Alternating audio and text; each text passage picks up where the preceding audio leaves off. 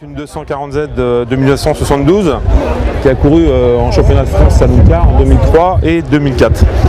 La particularité, c'est que c'est une auto assez rare, on n'en voit pas trop souvent sur les circuits. C'est un moteur, c'est un 6 cylindres de 2,8 litres qui fait 250 chevaux environ. La carrosserie est moitié en plastique, moitié en ferraille, elle pèse 920 kg. Et c'est une auto plutôt agréable qui passe relativement bien. Et la petite anecdote que j'ai à vous raconter, c'est que tout à l'heure, dans la première montée, j'avais laissé traîner un chiffon pour contrôler le niveau d'huile et le chiffon il est passé en pression dans le carburateur, là, donc ce qui fait que j'ai eu quelques soucis, une petite frayeur, mais bon, ça s'est arrangé, j'ai pu l'enlever et puis on a pu retourner.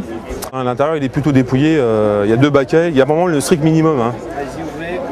Ouais, à l'intérieur vous allez voir, donc il y a des portières allégées qui sont en tôle, des vitres en macrolon et puis après à l'intérieur il est vraiment spartiate.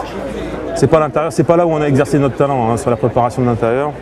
Et aussi, cette voiture-là, en temps de roulage sur le circuit, elle a quelques kilomètres quand même.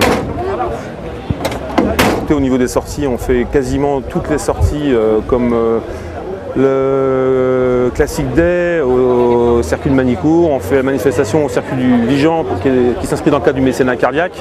On va tourner à Reims aussi au mois de septembre là.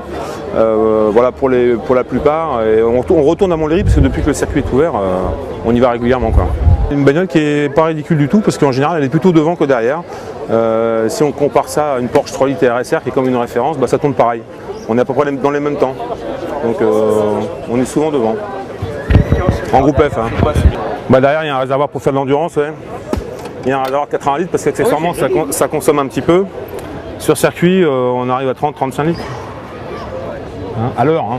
On raisonne à l'heure, on ne raisonne pas en kilomètres. Hein. Ouais. Bon par contre l'intérieur je vous dis elle n'est pas finie. Hein. Il y a encore 2 ou 3 bricoles, il faudra refaire un petit coup de peinture.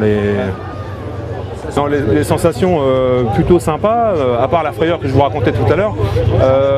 Donc relativement court, les pneus n'ont pas tant de chauffer donc je fais quelques jolis travers, mais moyennant quoi c'est sympa, à part le fait qu'on est toujours en première ou en deuxième, quoi. Mais globalement, non c'est la réalité, je pense qu'on reviendra.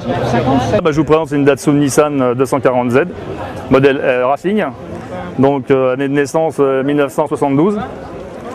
C'est une voiture propulsion. Celle-ci, la particularité, c'est qu'elle est équipée d'un moteur de 2,8 litres, 6 cylindres en ligne, donc de 2800 cm3, et la puissance est de l'ordre de 270 chevaux à 7500 tours. C'est une voiture qui est éligible dans toutes les catégories, aussi bien en VH, en VHC, en groupe 2, en groupe 3, en groupe 4, en GTS, et donc peut participer aussi forcément aussi au rallye africain, participer aussi à de nombreuses épreuves au Monte Carlo à l'époque. Et ce qu'il faut savoir, c'est que Jean Todt a fait ses débuts sur cette voiture en tant que copilote en 1973 avec Taltonen, et ils avaient remporté à l'époque le rallye de Monte Carlo sur cette voiture. Et ce qu'il faut savoir également, c'est que c'est la première japonaise qui a été classée au Mans en 1975 et a couru aussi en 1976, hélas avec un accident entraînant le décès de son pilote. Mais aujourd'hui, il y a un engouement pour ces voitures-là au niveau international, puisqu'on la voit en général sur toutes les épreuves, que ce soit au Japon, forcément parce qu'elle est née de là-bas, mais aux États-Unis, dans les mains de BRE Racing, en Angleterre, Spike Anderson, et plusieurs autres teams privés qui ont déjà participé à plusieurs épreuves avec ces voitures dans les années 70. Notamment le groupe Samuri, en fin de compte, qui a lancé en compétition plusieurs de ces Datsun Série Z. Les avantages, on va dire que c'était le prix, je dis bien c'était, puisque maintenant l'engouement a fait que, comme toutes les voitures de collection, le prix a plus que triplé. L'avantage, on va dire, c'est que c'est une voiture qui est quand même assez rare. En France, par exemple, elle était sortie à l'époque à 800 exemplaires. Aujourd'hui, on en compte à peu près 250 encore roulantes. Dans les qualités de pilotage, ça se pilote effectivement, ça se conduit pas. Surtout en version racing comme ça, c'est une propulsion, hein, comme on disait tout à l'heure. Sur le sexe, ça a une tenue de route exemplaire parce que ce sont 4 roues indépendantes.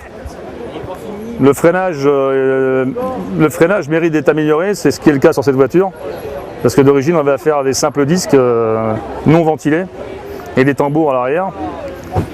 Mais c'est vrai qu'elle prévient toujours son pilote avant le dérobage. Donc c'est ce qui fait que pour peu qu'elle soit équipée de baquets, on la sent bien au pilotage. L'inconvénient, je dirais que quand il pleut, il faut maîtriser ses ardeurs et que dans ce cas, toute coupure d'accélérateur est sanctionnée par une dérobade du train arrière. Mais sur ce moteur-là, on peut monter à 8400 tours. Bon, c'est vrai que la voiture est un peu limitée parce que bon, il y a quand même de la puissance à faire passer. Il y a quand même des virages assez serrés. Et puis il y a aussi le respect par rapport au public, hein, donc on veut faire du mal à personne. Et on veut pas non plus nous casser le matériel, quoi, hein.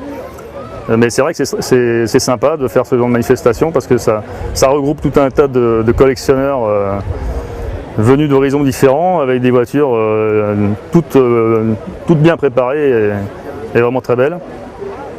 Mais je pense que c'est une manifestation à faire perdurer.